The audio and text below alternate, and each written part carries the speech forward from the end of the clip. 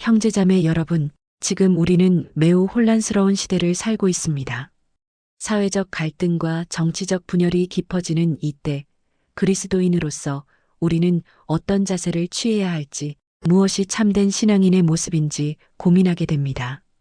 더욱이 안타깝게도 일부 목회자들이 성경의 말씀을 왜곡하여 분열을 조장하고 선동에 나서는 현실을 마주하고 있습니다. 이런 때에 성경은 우리에게 어떤 지혜를 제시하고 있을까요? 먼저 로마서 13장에 나오는 위에 있는 권세들에게 복종하라는 구절을 생각해 보겠습니다. 이 구절은 종종 정치적 논쟁에서 무조건적인 권력 지지의 근거로 인용되곤 합니다. 그러나 우리는 이 구절의 진정한 의미를 이해하기 위해 성경 전체의 맥락에서 살펴볼 필요가 있습니다. 열왕기상 12장을 보면 솔로몬이 죽은 후 그의 아들 르호보암이 왕이 되었을 때의 이야기가 나옵니다. 백성들은 르호보암에게 당신의 아버지가 우리에게 무거운 멍에를 메웠으니 이제 그 고역과 무거운 멍에를 가볍게 해주소서라고 요청합니다. 그러나 르호보암은 노인들의 조언을 무시하고 젊은이들의 조언을 따라 내 아버지는 너희에게 무거운 멍에를 메웠으나 나는 너희의 멍에를 더욱 무겁게 할지라고 응답합니다. 그 결과는 어떻게 되었습니까? 이스라엘 백성들은 다윗의 집과 무슨 관계가 있느냐? 다윗이여, 이제 너는 내 집이나 돌아보라라고 말하며 르호보암을 거부했습니다. 놀랍게도 성경은 이 사건에 대해 이 일은 여호와께로 말미암았다고 2번이나 언급합니다. 이것은 무엇을 의미합니까? 하나님께서는 백성을 억압하는 통치자에 대한 시민들의 저항을 인정하신 것입니다. 3000년 전 팔레스타인에서도 통치자는 국민의 종이 되어야 한다는 원칙이 존재했던 것이지요. 이는 예수님께서 인자가 온 것은 섬김을 받으려 함이 아니라 도리어 섬기려 하고 자기 목숨을 많은 사람의 대속물로 주려 함이니라 마태복음 20장 28절에서 말씀하신 것과 맥을 같이 합니다. 그런데 오늘날 많은 종교 지도자들이 이러한 성경의 본질적 메시지를 왜곡하고 있습니다. 예레미야 23장 9절은 내 이름으로 거짓을 예언하는 선지자들로 말미암아 내 마음이 상하도다라고 말합니다. 하나님은 그분의 이름을 사용하여 개인적인 의제나 정치적 견해를 정당화하는 목회자들을 보며 깊은 슬픔을 느끼십니다.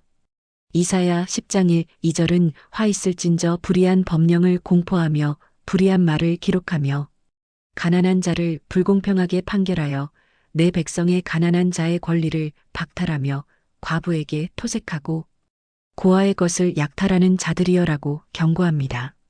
하나님은 정의를 사랑하시며 특히 약자와 소외된 자들을 향한 정의에 관심을 두십니다.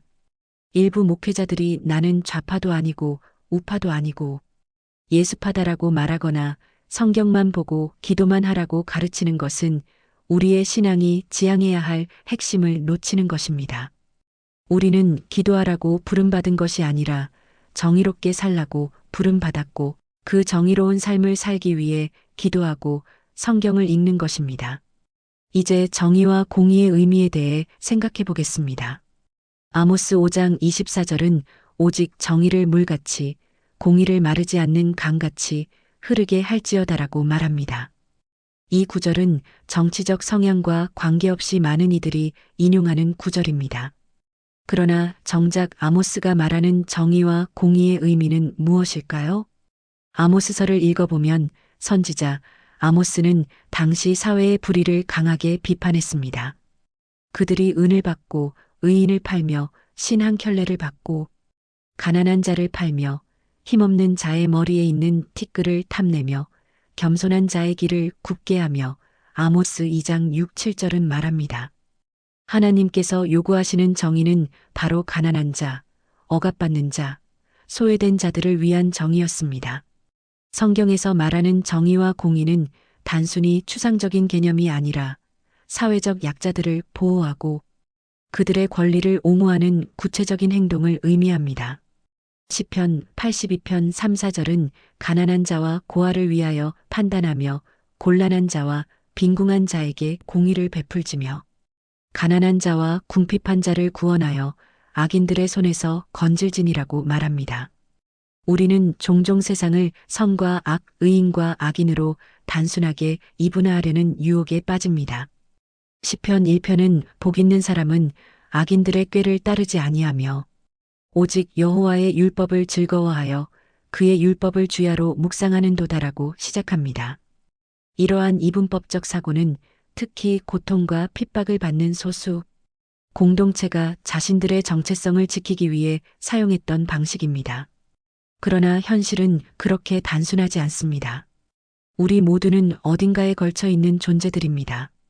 완전한 의인도 완전한 악인도 없습니다.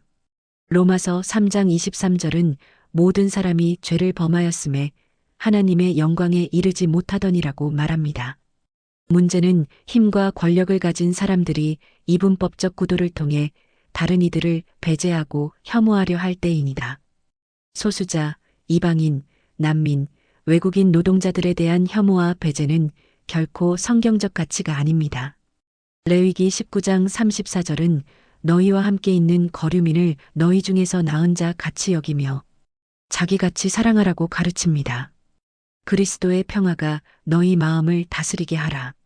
너희는 평화를 위하여 한 몸으로 부르심을 받았나니 골로새서 3장 15절. 예수 그리스도는 화해의 메시지를 가지고 오셨습니다. 그분은 장벽을 허물고 분열을 치유하시는 분입니다. 목회자들이 사회적, 정치적 분열을 심화시키고 증오를 부추길 때 그들은 그리스도의 화해 사역에 반하는 일을 하는 것입니다. 하나님은 그분의 교회가 화해와 일치의 도구가 되기를 원하십니다. 이사야 29장 13절은 이 백성이 내게 입으로는 가까이 하며 입술로는 나를 공경하나 그들의 마음은 내게서 멀리 떠났나니라고 말합니다. 하나님은 외적인 종교적 행위나 화려한 언변이 아닌 진실한 마음과 진리에 대한 헌신을 보십니다. 목회자들이 하나님의 말씀을 자신의 이익이나 견해에 맞게 왜곡할 때 그들은 진리로부터 멀어집니다. 때로는 교회는 정치와 거리를 두어야 한다는 말을 듣습니다. 이러한 태도는 복잡한 현실 문제에 대한 직면을 회피하는 것처럼 보입니다. 예수님께서는 너희는 세상의 빛이라. 너희 빛이 사람 앞에 비치게 하여 그들로 너희 착한 행실을 보고 하늘에 계신 너희 아버지께 영광을 돌리게 하라. 마태복음 5장 14절에서 16절까지 말씀하셨습니다. 이는 그리스도인이 사회 속에서 적극적인 역할을 해야 함을 의미합니다. 물론 목회자가 강단에서 특정 정당이나 정치인을 지지하는 것은 적절하지 않을 수 있습니다. 그러나 정치적 참여 자체를 부정하는 것은 아닙니다. 중요한 것은 우리가 어떤 가치를 지향하느냐입니다. 섬기는 자로 오신 예수 그리스도, 죄인과 병자를 사랑하신 예수님, 고아의 아버지이시고 과부의 재판장이신 하나님을 따른다면 우리는 약자의 편에 서야 합니다. 예수님은 요한복음 10장 10절에서 내가 온 것은 양으로 생명을 얻게 하고 더 풍성히 얻게 하려는 것이라고 말씀하셨습니다. 이는 하나님께서 지금 고통받는 이들의 삶이 더 나아지기를 바라신다는 것을 의미합니다.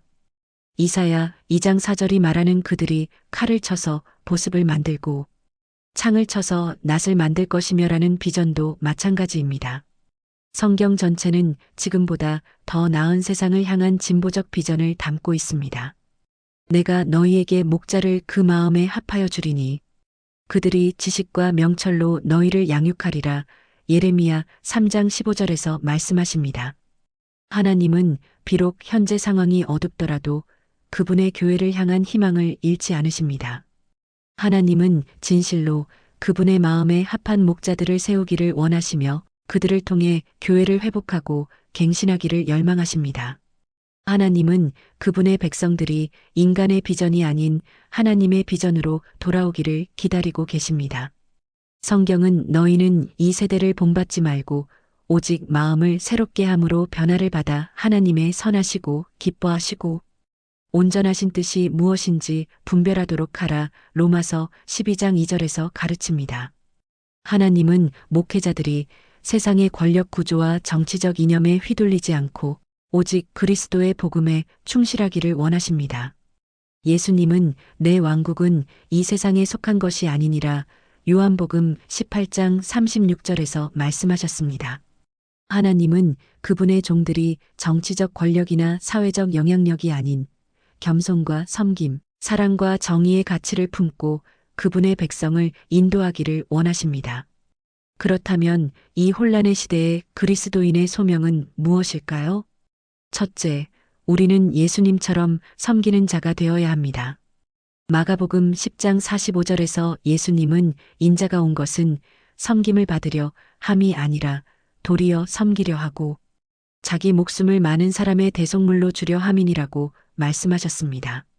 진정한 권위는 군림함이 아니라 섬김에서 나옵니다. 둘째, 우리는 정의와 공의를 실천해야 합니다. 미가 6장 8절은 사람아 주께서 선한 것이 무엇임을 내게 보이셨나니 여호와께서 내게 구하시는 것은 오직 공의를 행하며 인자를 사랑하며 겸손하게 내 하나님과 함께 행하는 것이 아니냐라고 말합니다. 이는 추상적인 관념이 아니라 구체적인 행동을 요구합니다. 셋째, 우리는 화해의 사역자가 되어야 합니다. 고린도후서 5장 18절은 모든 것이 하나님께로서 났으며 그가 그리스도로 말미암아 우리를 자기와 화목하게 하시고 또 우리에게 화목하게 하는 직분을 주셨으니라고 말합니다. 분열과 갈등의 시대에 우리는 다리를 놓는 사람들이 되어야 합니다. 마지막으로 우리는 절망 속에서도 희망을 품어야 합니다. 지금의 상황이 절망적으로 보일지라도 우리는 하나님께서 역사 속에서 일하고 계심을 믿습니다. 로마서 8장 28절은 우리가 알거니와 하나님을 사랑하는 자, 곧 그의 뜻대로 부르심을 입은 자들에게는 모든 것이 합력하여 선을 이루느니라고 말합니다. 예배와 기도, 성경 읽기는 우리가 이 길을 걸어갈 힘을 얻는 수단입니다. 이것이 목적이 아니라 수단이라는 점을 기억해야 합니다. 우리는 기도하라고 부름받은 것이 아니라 정의롭게 살라고 부름받았고 그 정의로운 삶을 살기 위해 기도하고 성경을 읽는 것입니다.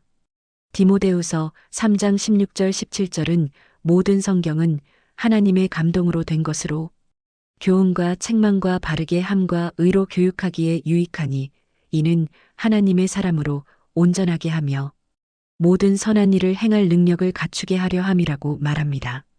성경의 목적은 선한 일을 행하게 하는 것입니다. 사랑하는 형제자매 여러분, 이 어려운 시대에도 우리는 예수 그리스도의 제자로서 정의와 공의를 실천하며 사랑과 화해의 사역을 감당하는 삶을 살아갑시다. 그것이 바로 우리를 부르신 하나님의 뜻입니다. 이 혼란의 시대에 하나님은 참된 목자들이 일어나 성경의 온전한 메시지를 담대히 선포하고 사랑과 화해의 사역을 감당하며 모든 사람, 특히 가장 취약한 이들을 향한 하나님의 마음을 드러내기를 기다리고 계십니다. 기도하겠습니다. 하나님 아버지, 혼란스러운 시대를 살아가는 저희에게 지혜와 용기를 주시옵소서. 저희가 예수님처럼 섬기는 자가 되게 하시고 정의와 공의를 실천하며 살아가게 하소서. 절망 속에서도 희망을 잃지 않게 하시고 분열된 사회 속에서 화해의 사역자가 되게 하소서. 특히 목회자들이 진리의 말씀을 바르게 선포하고 하나님의 마음에 합한 종으로 서게 하소서. 이 모든 말씀 우리 주 예수 그리스도의 이름으로 기도합니다. 아멘.